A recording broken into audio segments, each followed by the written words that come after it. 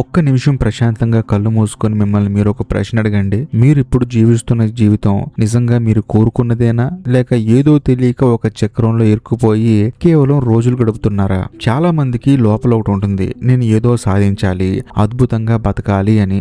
కానీ బయటకు వచ్చేసరికి మాత్రం అవే పాత అలవాట్లు, అవే బద్ధకం, అదే నెగిటివిటీ. పొద్దున్నే లేవగానే ఫోన్ చూడటం, అనవసరమైన విషయాల మీద టైం వేస్ట్ చేయడం, రాత్రి పడుకునే ముందు ఈ రోజు మొత్తం వేస్ట్ చేశానని చెప్పేసి మళ్ళీ బాధపడటం. ఇది మీ ఒక్కరి సమస్య కాదు, ఇది ఒక తరం ఎదుర్కొంటున్న మానసిక సంక్షోభం. మీరు గమనించారో లేదో, మనల్ని మనం ప్రేమించుకోవడం కంటే మనల్ని మనం ద్వేషించుకోవడానికి ఎక్కువ సమయం కేటాయిస్తున్నాం. మార్పు కావాలని కోరుకుంటాం, కానీ పాత అలవాట్లను వదలటానికి భయపడతాం. ఆ పాత అలవాట్లు ఎలా ఉంటాయంటే ఒక తుప్పు పట్టిన ఇనుప గొలుసు లాంటివి. అవి మిమ్మల్ని ముందుకు వెళ్ళనివ్వవు, అలాగని చెప్పేసి అక్కడే ఉండనివ్వవు. లోపల ఒక యుద్ధం జరుగుతూనే ఉంటుంది. మీ కళ్ళ ముందే మీ సమయం కరిగిపోతుంది. ఏమి చేయలేని ఒక నిస్సహాయ స్థితిలో మీరు ఉండిపోతారు. అదే అసలైన సమస్య. మీరు మీ పాత వెర్షన్ ని మోస్తూ కొత్త భవిష్యత్తును వెతుకుతున్నారు. ఇది ఎప్పటికీ సాధ్యం కాదు. అసలు మనం ఎందుకు ఇలా తయారవుతున్నాం? ఎందుకు మార్పు అనేది ఇంత కష్టంగా అనిపిస్తుంది? స్వామి చిన్మయానంద గారు ఒక మాట అనేవారు, మనం బయట ప్రపంచాన్ని జయించాలనుకుంటాం కానీ మనల్ని మాత్రం అస్సలు పట్టించుకోము అని చెప్పేసి. మన సమస్య ఎక్కడ మొదలవుతుందంటే మనం గతాన్ని ఒక గుణపాఠంలా చూడకుండా ఒక భారంగా మోస్తున్నాం. చిన్నప్పటి నుంచి మన చుట్టూ ఉన్న సమాజం, మన స్నేహితులు, మనం చూసే సోషల్ మీడియాలో ఉన్న వీడియోలు, ఇవన్నీ మన మైండ్ లో కొన్ని బలమైన ముద్రలు వేస్తాయి. నువ్వింతే, నీ వల్ల కాదు, నీకు ఆ అలవాటు పోదు అని చెప్పేసి మనకి మనమే ఒక సర్టిఫికెట్ ఇచ్చేసుకుంటాం. నిజానికి మన అలవాట్లు మనల్ని నిర్మిస్తాయి, కానీ దురదృష్టవశాత్తు మనం చెడు అలవాట్లకి ఇచ్చే ప్రాధాన్యత మంచి అలవాట్లకి ఇవ్వము.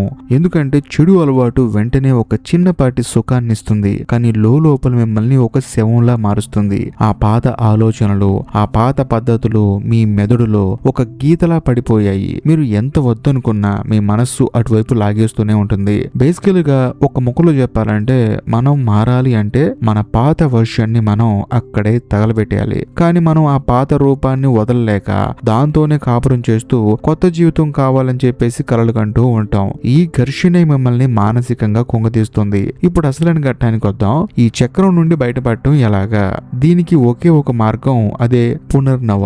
పునర్నవ అంటే మళ్ళీ కొత్తగా పుట్టడం. ఒక పాము తన పాత చర్మాన్ని వదిలేసినట్లు, ఒక చెట్టు తన పాత ఆకుల్ని రాల్చినట్లు మీరు కూడా మీ పాత గుర్తింపును వదిలేయాలి. మొదటగా మీరు చేస్తున్న తప్పులను ధైర్యంగా ఒప్పుకోండి. అవును, నేను సమయాన్ని వృధా చేస్తున్నాను. అవును, ఈ అలవాట్లు నా జీవితాన్ని నాశనం చేస్తున్నాయి అని మిమ్మల్ని మీరు నిజాయితీగా చూసుకోండి. స్వామి చిన్మయానంద గారు ఒక అద్భుతమైన సూత్రం చెప్పారు, నీ మనస్సుకి నువ్వు మాస్టర్ అవ్వాలి కానీ దానికి బానిస అవ్వకూడదు అని చెప్పేసి.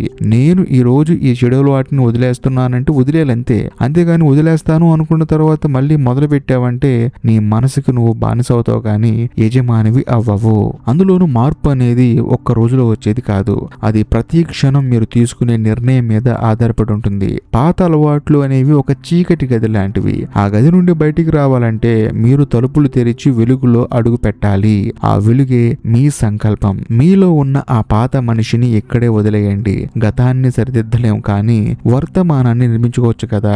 మీరు కేవలం మీ ఆలోచనని మార్చుకుంటే సరిపోదు, మీ చేతలను కూడా మార్చుకోవాలి. ఈ క్షణం నుంచి మీరు ఒక కొత్త మనిషి. ఈ మాటలు నమ్మండి. మీ జీవితాన్ని మెరుగుపరుచుకోవడానికి అద్భుతమైన ప్లాన్ అక్కర్లేదు, చిన్న మార్పులు చాలు. నేను మీకు ఒక చిన్న టాస్క్ ఇస్తున్నాను. ఈ రోజు ఒక డైరీ తీసుకోండి. అందులో మీరు వదిలేయాలనుకుంటున్న, మిమ్మల్ని నాశనం చేస్తున్న 3 అలవాట్లను రాయండి. వాటి పక్కన పెద్ద అక్షరాలతో మరణించింది అని కూడా రాయండి, అంటే డెడ్ అని చెప్పి కూడా రాయండి. ఆ క్షణం నుంచి ఆ పాత వ్యక్తి చనిపోయాడని ఫిక్స్ అవ్వండి.